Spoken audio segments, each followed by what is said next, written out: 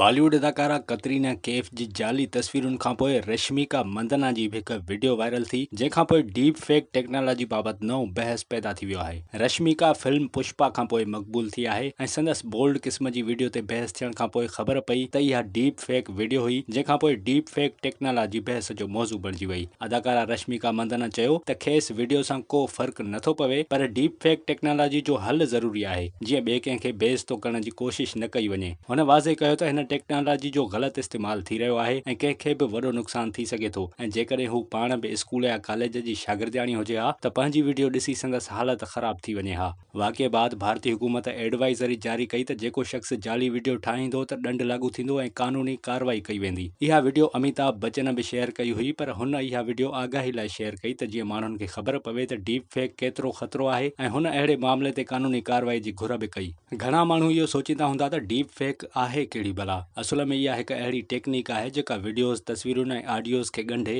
हथरादू ज़हानत खे इस्तेमाल करे तयारु कई वञे थी। हिन जी मदद सां कंहिं बि शख़्स जी तस्वीर या वीडियो खे ॿिए शख़्स जो चहिरो लॻाए तब्दील करे सघिजे थो ऐं उन जूं वीडियोज़ बि ठाहे सघजनि थियूं, पर असली नज़र ईंदड़ वीडियोज़ असली न आहिनि हूंदियूं। डीप फेक 2017 खां शुरू थी ऐं माण्हुनि फहश वीडियोज़ ठाहिण शुरू कयूं हुयूं। बाद में इन ते पाबंदी लॻाई वई। डीप फेक टेक्नोलॉजी लाइ मशीन लर्निंग जी ॼाण हुजणु घुरिजे। टेक्नोलॉजी मवाद 2 अलगोरिदम इस्तेमाल कंदे ठाहियो वेंदो आहे, जंहिंमें हिकु डिकोडर ऐं हिकु एनकोडर हूंदो आहे। पहिरियां एनकोडर वीडियो तयारु कंदो आहे ऐं डिकोडर सवाल कंदो आहे त छा इहो असली जहिड़ो थियो। जे न हूंदो त हू ॿीहर उन खे तयारु करे ॾेखारींदो ऐं अहिड़ी रीति एनकोडर खे मोकिलींदो रहंदो। डीप फेक टेक्नोलॉजी खे सुञाणण जूं कुझु निशानियूं आहिनि। मिसाल तौरु डीप फेक अखियुनि जी पोज़ीशन बीहारण में नाकाम थी वेंदी आहे। जेकॾहिं को शख़्स अखियूं नथो छिंभे त इहा डीप फेक थी सघे थी। डीप फेक टेक्नोलॉजी जो इस्तेमालु लाॾाणो करे वियल माण्हुनि खे ॿीहर जीआरण लाइ कयो वियो हो, पर माण्हुनि इन जो ग़लति इस्तेमाल बि कयो ऐं सियासी अॻवाननि जूं कूड़ियूं वीडियोज़ ठाहियूं वयूं हुयूं।